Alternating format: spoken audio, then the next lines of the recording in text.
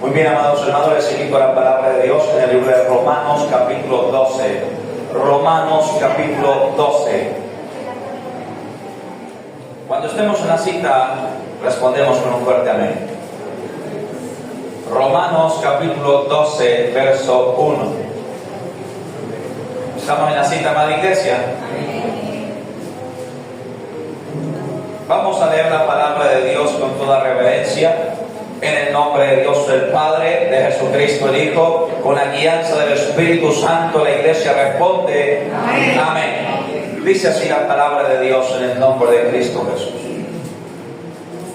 Así que, hermanos, os ruego por las misericordias de Dios que presentéis vuestros cuerpos en sacrificio vivo, santo, agradable a Dios, que es vuestro culto racional.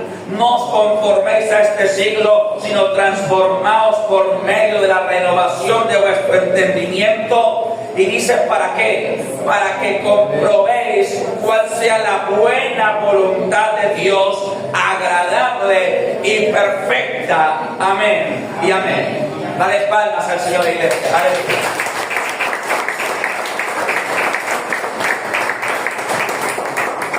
Les invito a sentarse por un momento, amados hermanos. La enseñanza de hoy titula La perfecta voluntad de Dios y la obstinación de los hombres. Reitero el título de la enseñanza: La perfecta voluntad de Dios y la obstinación de los hombres. Aleluya. ¿Cuántos saben que existe la perfecta voluntad de Dios? ¿Cuántos lo saben? Amada iglesia, y si usted no lo sabía, permíteme aclararle, permíteme enseñarle en el nombre del Señor que existe lo que se conoce como la perfecta voluntad de Dios para nuestras vidas, la perfecta voluntad de Dios para la iglesia, la perfecta voluntad de Dios para cada uno de los que nos congregamos en este lugar. ¿Y en qué consiste aquella perfecta voluntad? Sencillamente consiste, amada iglesia, en lo que Dios quiere para nosotros. O sea, como Dios quiere que vivamos, como Dios quiere que caminemos, las bendiciones que Dios quiere que alcancemos, la vida eterna que Dios quiere que nosotros alcancemos. Entonces, amada iglesia, eso es la perfecta voluntad de Dios. Lo que Dios quiere para su vida. O sea, como Dios quiere que usted viva, como Dios quiere que usted camine, como Dios quiere que usted sea bendecido. Porque la voluntad de Dios es que usted sea bendecido. ¿Cuánto dicen amén? Ahora, bendecido con toda bendición espiritual. Yo no estoy hablando de ser ricos y multimillonarios como la falsa doctrina de la prosperidad. No, como dice ya el 1 de Juan: amado, mi oración a Dios es que sea bendecido en todas las cosas, prosperado en todas las cosas y que tenga salud. Entonces, amada iglesia, la perfecta voluntad de Dios es que usted sea prosperado, que usted sea salvo primero que todo, que usted sea prosperado, que usted sea restaurado su hogar, restaurada su familia, restaurada su finanza. La perfecta voluntad de Dios es que usted tenga comunión con el Espíritu Santo, que usted aprenda a vivir su palabra, a andar sus caminos. La perfecta voluntad de Dios es que usted no sea engañado, que usted viva en verdad. La perfecta voluntad de Dios es que usted no sucumba ante sus adversarios, sino que prevalezca sobre ellos, como dice la palabra. ¿Y a quién le agrada esa perfecta voluntad de Dios? Yo creo que a todos. Amén. Porque todos deseamos ser restaurados nuestra salud, restauradas nuestras finanzas, restauradas nuestras familias. Es decir, amado hermano, por eso es que el texto termina diciendo que la voluntad de Dios es buena, agradable y perfecta. Son las tres cualidades de la voluntad de Dios para tu vida. La voluntad de Dios para tu vida es buena, agradable y perfecta. Amén. Y a eso, hermanos, es lo que se le conoce como la perfecta voluntad de Dios. ¿Cuántos aquí han recibido promesa del Señor?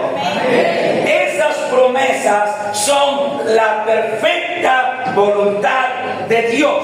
Pero sucede, amada iglesia, que para poder llegar a esas promesas, desde la principal de ellas, que es la salvación eterna, hasta las secundarias, que son los beneficios de la cruz de Cristo, para poder alcanzar esa perfecta voluntad, usted debe poner por obra, usted y yo debemos poner por obra lo que está escrito y que acabamos de ver en Romanos. Os ruego, hermanos, por las misericordias de Dios, que presentéis vuestros cuerpos como sacrificio vivo, santo, agradable a Dios. Primer punto: ¿cómo alcanzar la perfecta voluntad de Dios? Pongo un subtítulo allí.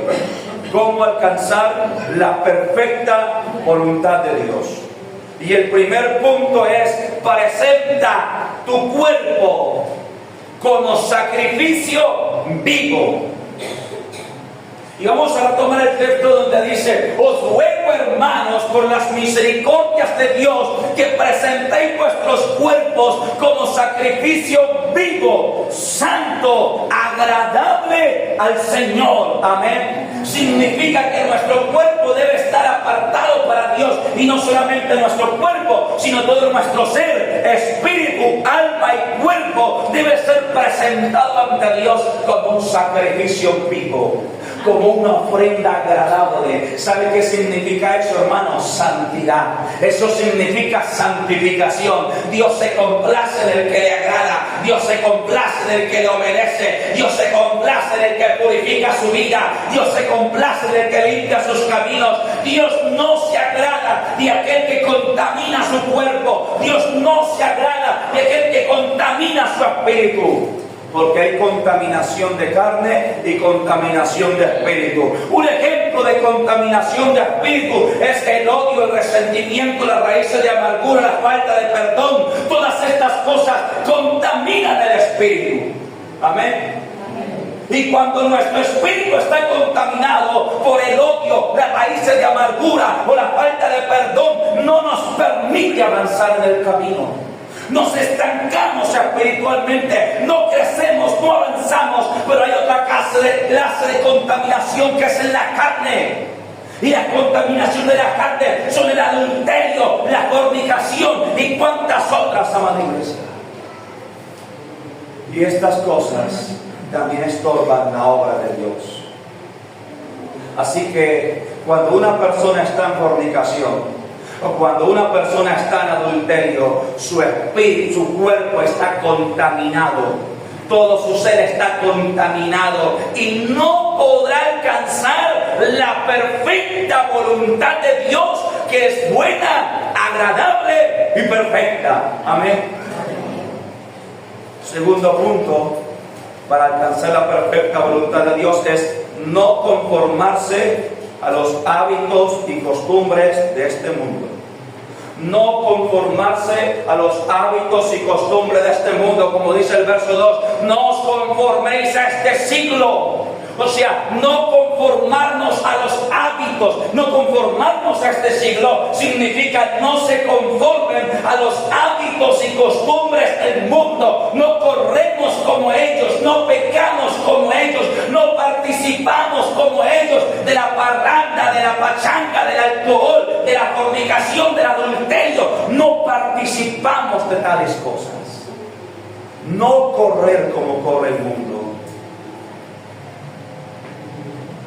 Tercero, la renovación de nuestro entendimiento. Mira, amada iglesia, cuando tú empiezas a frecuentar la iglesia, cuando tú empiezas a congregarte, cuando tú empiezas a tener una disciplina de congregación, de oración, de ayuno, de lectura de la palabra, va a empezar a ser cambiado tu entendimiento, a ser cambiada tu mente, a ser cambiada tu manera de pensar, tu manera de actuar, tu manera de sentir, tu manera de percibir las cosas.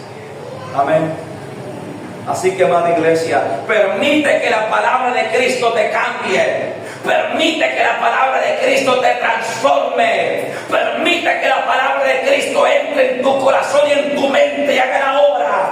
¿Cuántos dicen amén? Dale palmas al Señor, aleluya.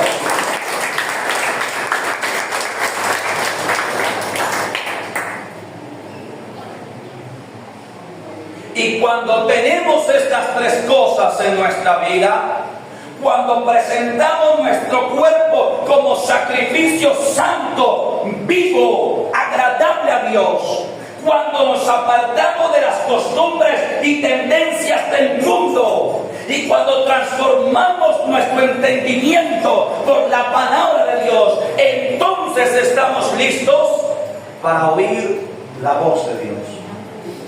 Entonces estaremos preparados para conocer y entender la perfecta voluntad de Dios. Hay gente que no sabe qué hacer en su vida. Hay gente aún que viene a la iglesia que no sabe si va o viene, si sube o baja. Hay gente que no sabe cuál es la voluntad de Dios, que no ha aprendido a distinguir qué es lo que Dios quiere para su vida. No ha aprendido a distinguir si Dios quiere que estudie esto o lo otro, si me caso o no me caso. Hay gente que no ha aprendido a distinguir la perfecta voluntad de Dios. Y no lo ha aprendido a hacer porque todavía no ha puesto en práctica estas tres cosas. Seguramente alguna de estas tres cosas todavía faltan, porque cuando las tres estén presentes, cuando usted haya santificado su cuerpo, cuando haya presentado su vida como un sacrificio vivo, y hermano, eso es lo que llama Pedro ser santos en toda nuestra manera de vivir. Amén. Y cuando usted haya limpiado su vida, cuando se haya apartado totalmente del mundo, cuando se haya dejado de sus costumbres paganas, de su música, de su tendencia, de su fiesta, de su licor, de sus costumbres, y haya rendido su vida a Cristo, usted podrá entender perfectamente lo que Dios quiere para usted. Usted podrá entender perfectamente si esa persona, ese noviecito o noviecita, le conviene o no le conviene. Usted podrá entender y comprender si esas ofertas laborales que tiene usted pendiente le conviene o no le conviene. Porque déjeme decirle, amado hermano, que no todo es para decirle sí. No, el primer pretendiente que usted tenga, hermana, no es para decirle sí. La primera pretendiente que usted tenga, hermano soltero, no es para decirle sí. El primer contrato, el primer trabajo que se le aparezca, no es para decirle sí. Usted tiene que consultar a Dios, usted debe pedir a Dios la guianza. Hay gente que por un mal noviazgo, una mala relación, amada iglesia, termina fuera de la iglesia. Hay gente que por aceptar el trabajo, el contrato que no era, termina destruyendo su hogar, su casa y su familia. Usted debe saber discernir. Usted debe aprender a conocer la perfecta voluntad de Dios. En una época, cuando yo estuve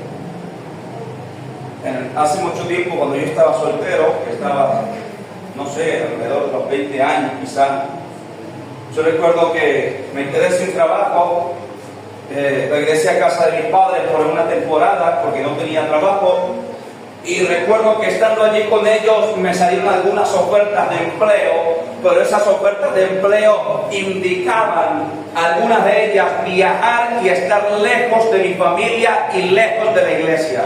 Yo dije no. Luego otra oferta de empleo significaba no poder asistir a la iglesia porque tenía que trabajar hasta los domingos. Yo dije no, yo espero en Dios. Y cuando uno espera en Dios, lo que viene de Dios es lo mejor. Porque luego llegó la oferta de empleo donde yo podía estar en mi casa, manejar mi propio tiempo, asistir a la iglesia, sacar tiempo para los retiros. Y fui bendecido también. Que fueron los 8 años que duré como vendedor, que yo les he contado que Dios bendecía mis ventas y bendecía mis comisiones. Amada iglesia, pero aprende a distinguir la voz de Dios. Aprende a distinguir la perfecta voluntad de Dios. Pablo está hablando aquí, iglesia, algo real. Necesitamos aprender a distinguir la perfecta voluntad de Dios. ¿Para para que comprobéis cuál es la buena voluntad de Dios.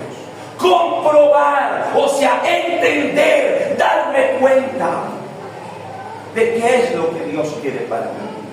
Amén. Una tía mía aceptó un trabajo que no venía de Dios hace muchos años. Yo le dije, tía, no conviene. Ese trabajo la va a apartar de la iglesia, la va a apartar, ella era sierva, era servidora, la va a apartar de la iglesia, no conviene. Ella lo aceptó. Empezó a menguar, finalmente dejó de servir, luego dejó de congregarse, luego se congregaba los domingos, cada 8 días, luego cada 15 días, luego cada mes, porque así es la tibieza espiritual, va avanzando poco a poco. Empieza por dejar de congregarse entre semana, luego son los domingos, luego cada 15 días los domingos, luego cada 20 días los domingos, luego ya no está en la iglesia, luego está fuera del mundo otra vez. Y así le pasó a ella, terminaron por un trabajo que no venía de Dios. Dios le había dado promesa a ella que le daría algo mejor, pero ella no quiso esperar. Se adelantó, aún sabiendo, ella tomó consejo. Yo recuerdo, ella preguntó, recuerdo que a mí me preguntó y le dije, no conviene, usted se va a apartar de la iglesia. Así pasó. Así que, amada iglesia, por eso es que necesitamos aprender a conocer, a entender, a interpretar la voluntad de Dios, la perfecta voluntad de Dios. Porque si tú aceptas un contrato que no conviene, eso puede terminar en la destrucción de tu familia. Si tú aceptas un contrato, un trabajo, un negocio que no conviene, que te va a tener lejos de tu casa, lejos de tu esposa, lejos de tus hijos, es probable que te cueste tu familia. ¿Qué dice la Biblia acerca de los hogares? Dejará a padre y a madre, ¿para qué? Para unirse a su mujer y ser una sola carne, uno solo. Así que ahí les dejo. Amén. Amada iglesia, necesitamos aprender a conocer la voluntad de Dios, a distinguirla. Porque es que cuando el pueblo de Dios no sabe distinguir la voluntad de Dios, sencillamente perece. Mi pueblo fue destruido porque le faltó conocimiento. ¿No dice eso la Escritura? Pero cuando tú aprendes a vivir bajo la perfecta voluntad de Dios, tu camino irá de menos a más. Amén. Cuando tú aprendes a vivir bajo la perfecta voluntad de Dios, tu camino irá de menos a más. Irás creciendo, irás avanzando. Llegaste a la iglesia nada, pobre, quebrado, perdido. Y ahora cuando tú te sometes a la perfecta voluntad de Dios y empiezas a vivir conforme Él quiere, entonces primero ya eres salvo, ya no estás perdido. Segundo, Dios va a empezar a bendecir tu finanza, Dios va a sanar tu cuerpo, Dios va a empezar a prosperar tu camino. Dios va a hacer. Dios va a hacer. Dios cumplirá esas promesas que están para nosotros en la Biblia y que Él nos ha hablado personalmente. Porque todas las promesas de Dios se alcanzan por obediencia. Porque por eso dice en Deuteronomio 28, acontecerá que si oyeres, si pusieres por obra. La palabra antepuesta sí significa una condición, un condicionativo. Si haces esto, sí, si no, no. Amén. Por eso titula el capítulo Bendiciones de la obediencia. Pero iglesia, yo quiero decirte una cosa. La voluntad de Dios, la perfecta voluntad de Dios es que tú alcances sus promesas. ¿Cuántos dicen amén? Amén? La perfecta voluntad de Dios es que tú seas salvo. La perfecta voluntad de Dios es que tu hogar se restaure. La perfecta voluntad de Dios es que tus finanzas crezcan. La perfecta voluntad de Dios es que tus hijos sean bendecidos. La perfecta voluntad de Dios es que tu enfermedad sea quitada y tú seas sanado.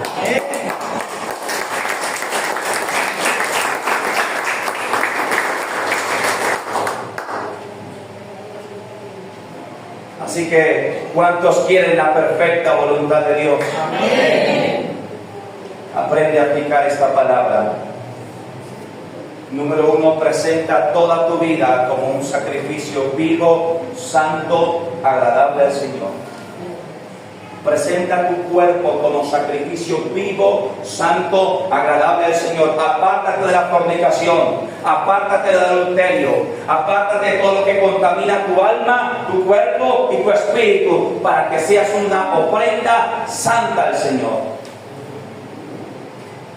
Número 2, apártate de las vanidades de este siglo. Estoy repasando. Número 3, el número 2 es no conformarse a este siglo, a sus hábitos y costumbres. Número 3, amada iglesia, que leíamos hace un momento, es renovar nuestro entendimiento. Entonces conoceremos la perfecta voluntad de Dios.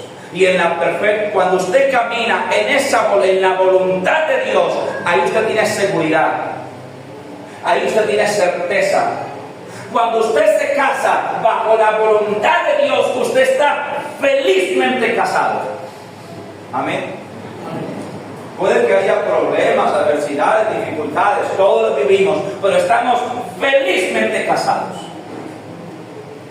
Yo siempre lo digo, para la gloria de Dios, yo estoy felizmente casado. Tengo problemas, sí. He tenido dificultades también. Pero eso no quiere decir que no esté feliz, que no me sienta completo, satisfecho, bendecido. Entonces, cuando tú te mueves bajo la voluntad de Dios, tienes certeza, tienes seguridad, tienes estabilidad. Pero métete con el que Dios no quiere. Escoge tú por ti mismo. Verá cómo te va. Haz tú por tu propia cuenta. En lo que sea, hermano, lo echamos todo a perder. Por eso aprende a vivir bajo su perfecta voluntad. Ahora vamos a la segunda parte de la prédica, segundo título, segundo subtítulo: la obstinación de los hombres. Así dice la segunda parte. La obstinación de los hombres. Vamos a ir a Números, capítulo 22, verso 1 al 6. Números es el Antiguo Testamento. La ley de Moisés. Cuarto libro del Antiguo Testamento. Números, capítulo 22.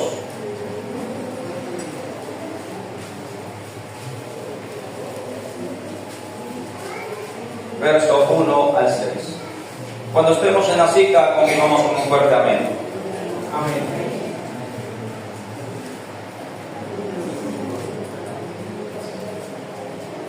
Números capítulo 22, verso 1 al 6. ¿Estamos allí? Amén.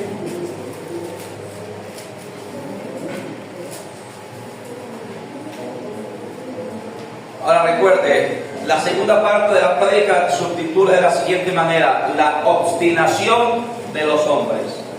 Y atención un momentico aquí antes de iniciar la lectura. Mira, muchas veces nosotros podemos comprender qué es lo que Dios quiere, porque no es un secreto. Dios nos habla lo que Él quiere, lo habla en la Biblia, lo habla en las predicaciones, o incluso lo habla en inspiración profética, como Dios nos ha hablado personalmente a muchos de nosotros.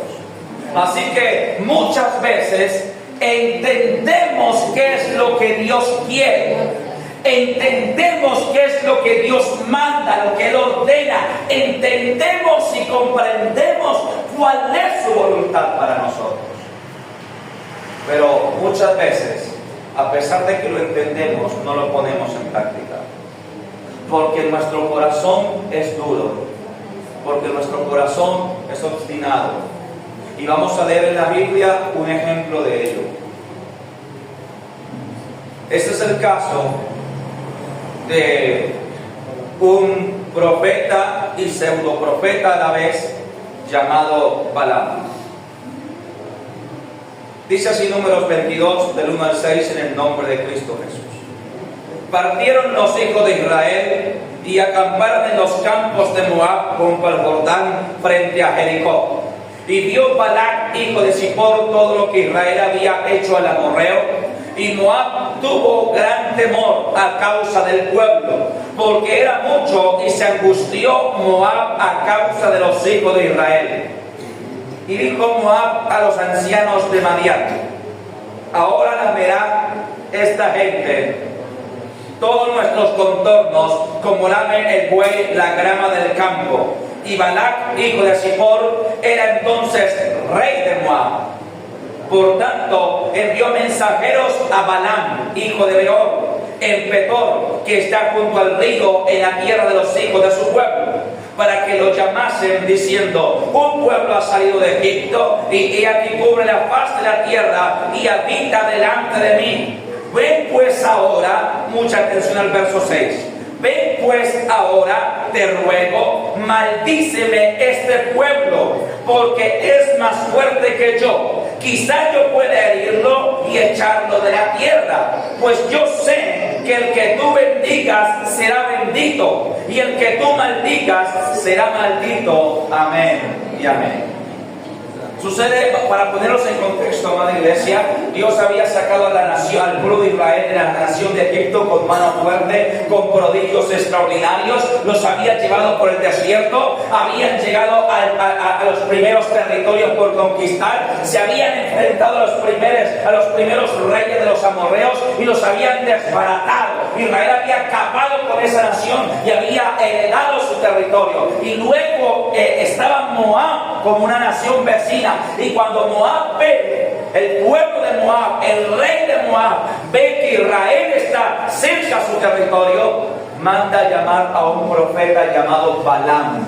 Y mire la reputación que tenía el profeta: yo sé que el que tú bendigas será bendito, y el que tú maldigas será maldito. Así que ven y maldíceme a este pueblo de Israel. Lo que ellos no sabían es que Israel era escogido de Dios. Amén. Entonces sucede lo siguiente. Vamos a seguir la lectura del verso 7 al 13. Dice así: fueron los ancianos de Moab y los ancianos de Madián con las dádivas de adivinación en su mano, y llegaron a Balaam y le dijeron las palabras de Balac. Él les dijo: reposad aquí esta noche, y yo os daré respuesta según Jehová me hablare. ¿Según quién? Jehová. Según Jehová me hablare. Así los príncipes de Moab se quedaron con Balaam. Y vino Dios a Balaam y le dijo: ¿qué varones son estos que están contigo? Y Balaam respondió a Dios: Balac, hijo de Zippor, rey de Moab, ha enviado a decirme: he aquí este pueblo que ha salido de Egipto cubre la faz de la tierra. Ven pues ahora y maldícemelo, quizá podré pelear contra él y echarlo. Entonces dijo Dios a Balaam: no vayas con ellos, ni maldigas al pueblo, porque bendito es. Así Balaam se levantó por la mañana y dijo a los príncipes de Balac: volveos a vuestra tierra. Atención a estas palabras: porque Jehová no me quiere dejar ir con vosotros. Amén. Amén. Sucede que el rey de Moab envió a uno de sus, de sus funcionarios reales, y los mandó con presentes, dice allí, con dádivas de adivinación. No que Balaam en ese momento fuese adivino, porque Balaam era profeta. La misma escritura dice que Balaam habló con Dios, y Dios habló con él. Amén. Entonces, pero lo que pasa es que Madián o Moab, al ser un pueblo pagano, estaban acostumbrados a la adivinación. Entonces consultaron a Balaam, que era profeta, como quien consulta a un adivino, y la costumbre era llevarle dádivas, presentes, regalos. Amén. Entonces Balaam ve los regalos que le envía el rey de Moab, de pronto le habrá enviado una manada de cabras, de pronto un hato de ovejas, de pronto le habrá enviado algunos presentes, le envió, y entonces Balaam como que se frotó las manos, como que aquí está este presente, aquí está la bendición, aquí está la abundancia, esperen, aquí lo voy a consultar a Dios, a ver si Dios está de acuerdo que yo vaya y maldiga a ese pueblo. Cuando Balaam se mete en la comunión con Dios, Dios le dice dos cosas. Primero, no vayas. ¿Qué es lo primero que le dice? No vayas. Segundo, no maldigas al pueblo porque es bendito. ¿Será claro lo que Dios le dijo a Balaam? ¿Hay alguna sombra de duda en lo que Dios le dijo a Balaam? ¿Hay alguna forma de uno confundirse, de uno no entender? Cuando la palabra fue clara, primero, no vayas. Segundo, no maldigas a ese pueblo porque es bendito. Amén. Entonces aquí vemos que Balaam como que se entristece. Balaam como que no está muy de acuerdo con lo que Dios le ha dicho, pero él es el jefe, toca obedecer. Entonces le responde a los ancianos de Israel: volveos vosotros, porque Jehová no me quiere dejar ir. Si ven el contexto de las palabras de él, como quien dice: yo sí quiero, pero Dios no quiere. ¿Qué hacemos? Devuélvanse. Hasta aquí había actuado medianamente bien. Conocía cuál era la perfecta voluntad de Dios, ¿verdad? ¿Y cuál era la perfecta voluntad de Dios? ¿Que fuera o que no fuera? Que no fuera. Esa era la perfecta voluntad de Dios, que no fuera. Sin embargo, y para terminar esta lectura, vamos a ver lo que hace el rey de Moab. Vamos a leer del 15 al 19, del verso 15 al 19. Dice así en el nombre de Jesús: volvió Balac, o sea el rey, a enviar otra vez más príncipes. Mira lo que dice: y más honorables que los otros, los cuales vinieron a Balaam y le dijeron: así dice Jehová, así dice Balac, hijo de Zippor, te ruego que no dejes de venir a mí, porque sin duda te honraré mucho y haré todo lo que me digas. Ven pues ahora, maldíceme a este pueblo.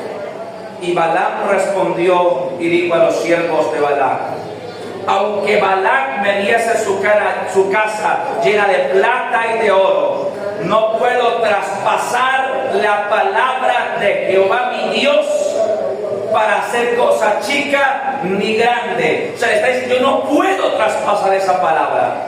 Dice el verso 19: os ruego por tanto ahora que reposéis aquí esta noche, para que yo sepa que me vuelve a decir Jehová. Y aquí terminamos la lectura. Sucede lo siguiente: Balaam el profeta ya conocía la voluntad de Dios. Como muchos de ustedes y yo ya conocemos la voluntad de Dios. Ya sabemos lo que a Dios le agrada, ya sabemos que Dios aborrece el pecado, ya sabemos que Dios quiere que nos apartemos de la mentira, o del orgullo, o de la fornicación, o del adulterio, o de la borrachera. Ya sabemos que Dios quiere que nos apartemos de esas cosas. Asimismo, Balaam ya sabía que la voluntad de Dios era que no fuera.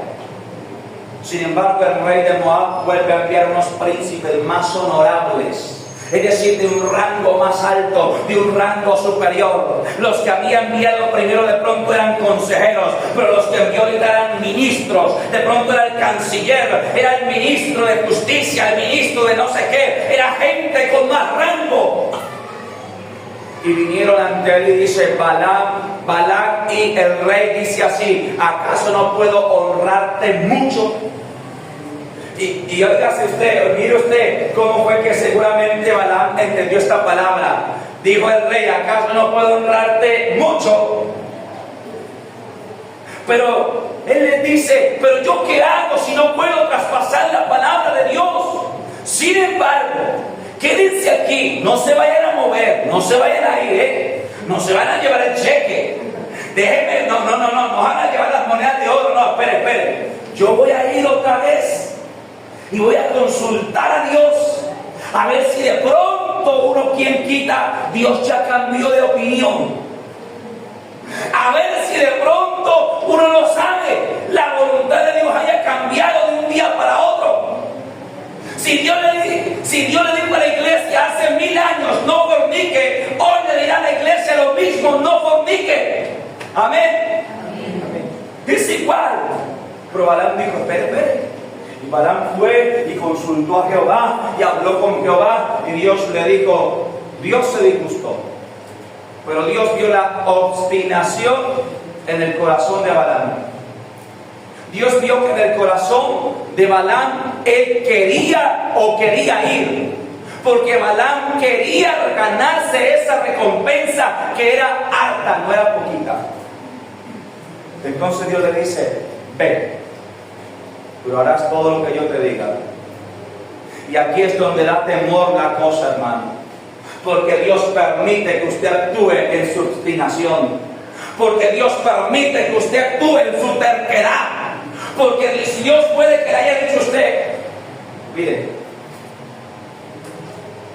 hace un tiempo, ya bastante tiempo, un varón de un lugar me dijo, pastor, ¿qué hago?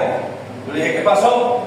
Me dijo, pastor, ¿qué hago? Es que tengo a mi mujer, fulana de tal, usted sabe quién es, pastor, pero es que las cosas no funcionan con ella, es que peleamos, es que esto, es que lo otro. Además yo le pregunté a Dios, le hice oración, creo que también dijo, le hice ayuno. Dios me respondió, me dio este sueño y este sueño. ¿Qué significa?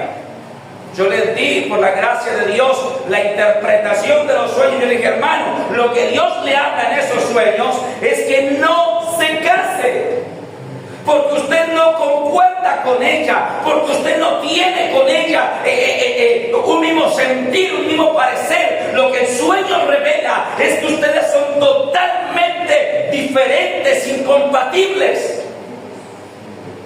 Se lo dije.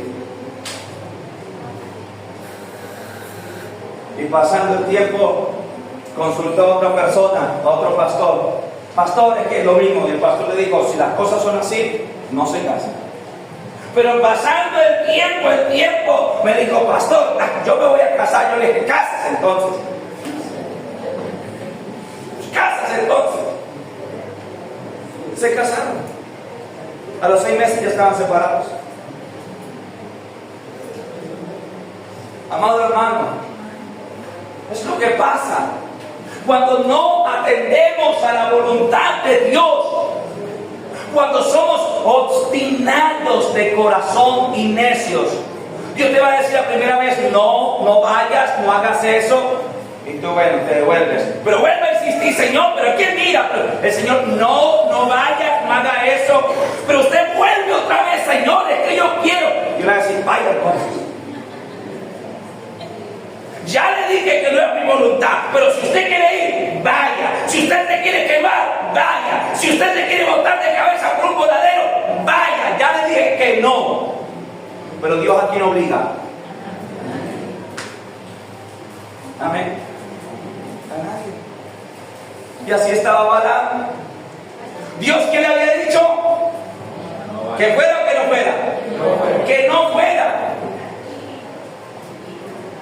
Pero insistió, Dios le dijo, vaya pues.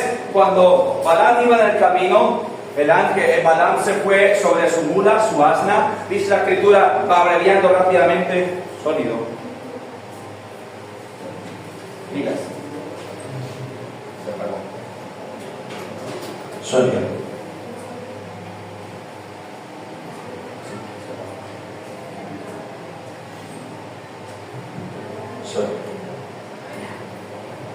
Abreviando rápidamente, la escritura dice que cuando iba Balaam de camino, el ángel de Jehová se paró al frente del camino con la espada en su mano desnudada, o sea, la espada limpia, la espada descubierta, y que el asna de Balaam Dios le abrió los ojos espirituales al asna y vio el ángel y se salió del camino y rodeó para que el ángel no matara volvía a su dueño. Dice la escritura que Balaam azotó el asna, luego la cerca estaba más angosta y el ángel se paró nuevamente con la espada descubierta, listo para matar a Balaam por su rebeldía, por su terquedad, por su obstinación de corazón. Y el ángel, el asna, vio nuevamente al ángel con la espada desnuda y dice que se ahorilló y al orillarse aprisionó la pierna de Balaam contra la cerca y Balaam la azotó otra vez. Luego el ángel se puso en un estrecho donde el asna no podía apartarse ni a derecha ni a izquierda. Dice la escritura que el asna se botó al piso y no quiso andar, que Balaam azotó la mula y que Dios le abrió la boca a la mula para que hablase con voz de hombre. Eso solo lo puede hacer Dios. Eso es imposible humanamente, sí, pero para Dios nada es imposible. Dale palmas.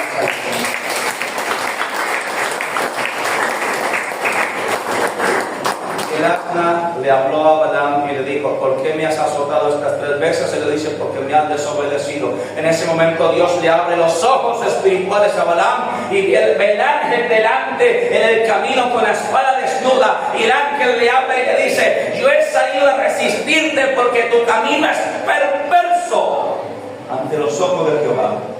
Y vive Jehová, que si el asna no se hubiera apartado del camino, a ti te hubiera matado y el asna dejaría viva.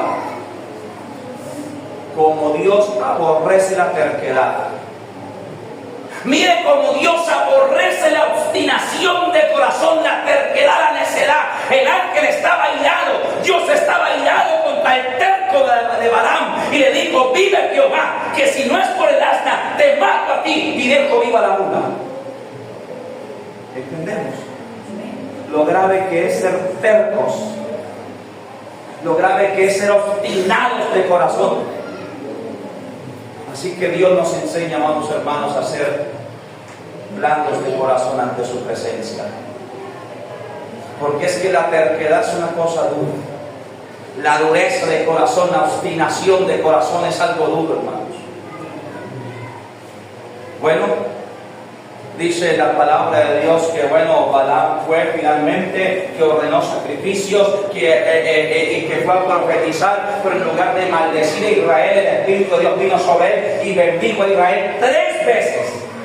3 veces el rey de Moab presentó sacrificio desde unos montes altos donde se veía el pueblo sobre el valle, y las 3 veces el Espíritu de Dios vino sobre el profeta, sobre el necio profeta de Balaam, e hizo que profetizase y bendijese a Israel. Y lo bendijo 3 veces y lo multiplicó y dijo cuán grande iba a ser esa nación. Entonces el rey de Moab se enoja, le dice: Jehová te ha privado de abundancia, Jehová te ha privado de que yo te honre mucho, vuelva hacia su casa. Y entonces el profeta al parecer se vuelve, pero la verdad es que la escritura me permite entender que el profeta no se devuelve, o si se devuelve, se regresa. Porque mira lo que dice Nehemías capítulo 13, verso 1 al 2. Libro de Nehemías.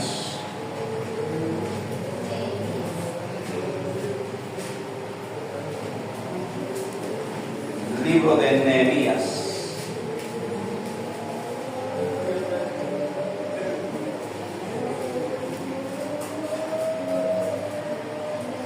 Capítulo 13, verso 1 y 2. ¿Estamos en la cita, iglesia? Amén. Y si no la tiene, la puede apuntar y la puede leer en su casa.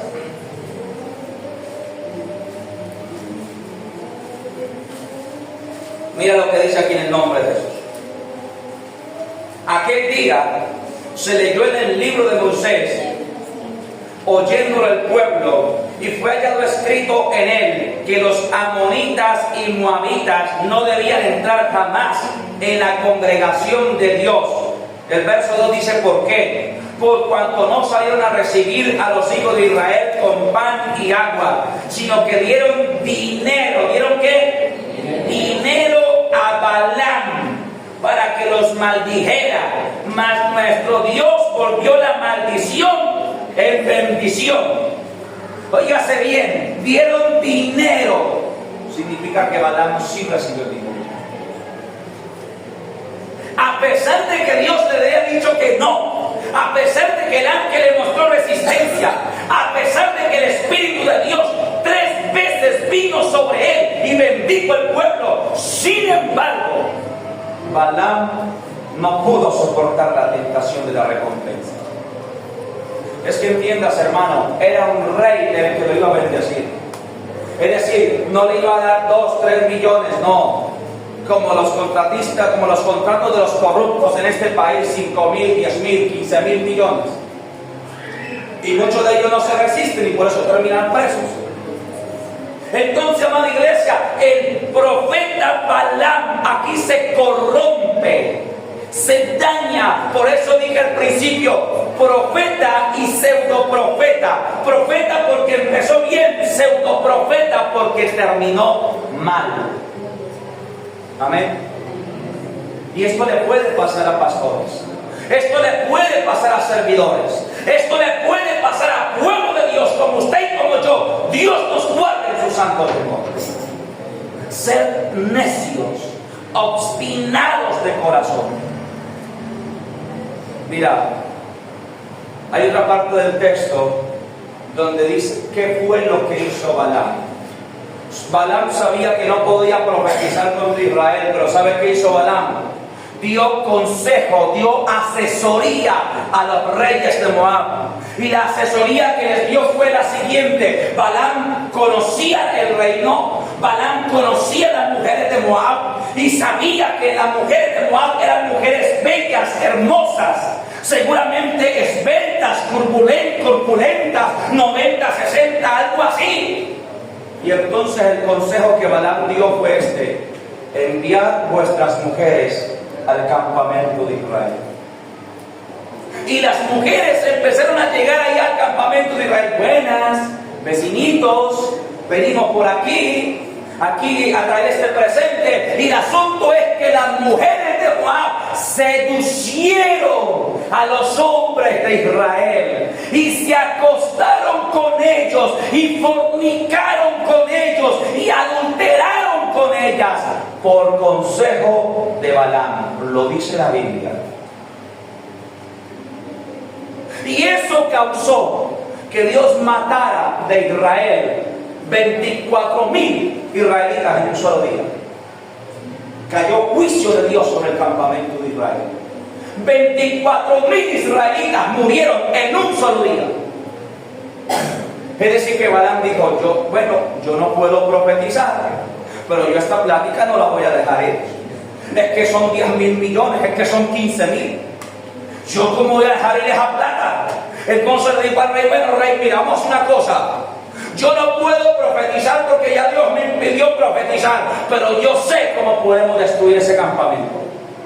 Yo sé cómo podemos evitar que ellos lleguen a invadir a usted. Envíe a sus mujeres más hermosas, que se acuesten con ellos, que hagan parentela con usted. Y de esa manera no lo van a destruir. Y Balaam causó juicio de Dios sobre el campamento de Israel, porque su corazón fue obstinado por el dinero. Pero vamos a ver, y aquí terminamos, vamos a ver cuál fue el final de Balaam. Números capítulo 31, versos 7 y 8. Regresamos a Números.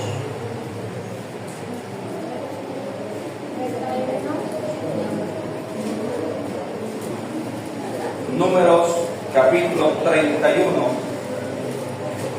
versos 7 y 8.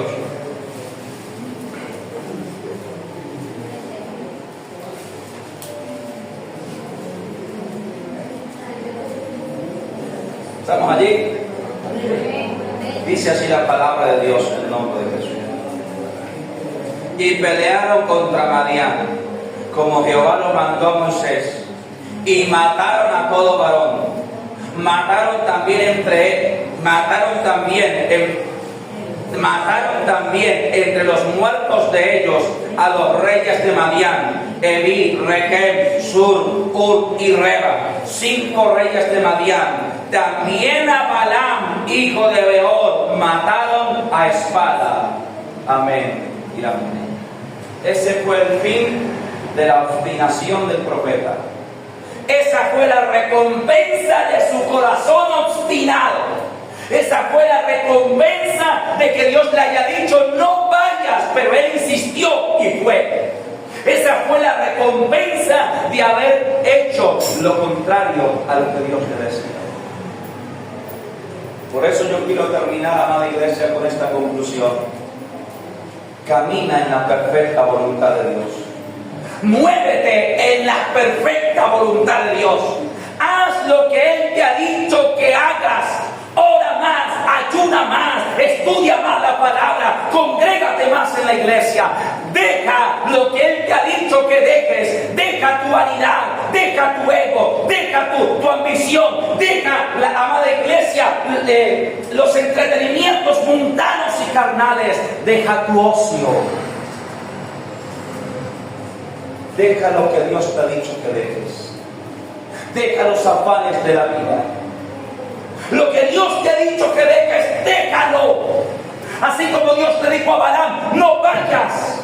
Dios te ha dicho a ti también, deja la pereza, deja el desánimo, deja el despecho espiritual, déjalo. Porque si tú no lo dejas, si insistes en seguir como vas, puedes terminar como Balaam. No tanto en lo físico, sino en lo espiritual. Muerto espiritualmente. Hay gente que sabe que congregarse a la iglesia le hace bien, sin embargo no quiere venir. Hay gente que sabe que orar y ayunar le hace bien, sin embargo no lo quiere hacer. Hay gente que sabe que Dios los está llamando a servir en la casa de Dios, sin embargo por más se hacen los locos. Hay gente que sabe lo que Dios quiere para ellos, sin embargo lo siguen ignorando. Porque son necios, tercos, como Balaam. Yo hablaba con un varón hace un tiempo atrás, hermanos, y aquel varón lloraba. Y decía, pastor, Dios cuántas veces me advirtió, cuántas veces me dijo que no, cuántas veces me dijo que me cuidara, y yo no atendí. Y hoy me cuestan estas lágrimas. Atiende a la voz de Dios, no seas terco como Balaam. No seas terca como Balaam. La recompensa nunca será buena. Así logres algo como Él lo logró, porque Él logró echarle mano una buena cantidad. Así logres algo como Él lo logró, al final no servirá de nada. Oh, pero si andamos en su perfecta voluntad, si oramos como Él quiere, si ayunamos como Él quiere, si nos comprometemos como Él quiere, hermanos, Él peleará por nosotros. Amén. Hasta aquí la palabra de Dios. Aleluya.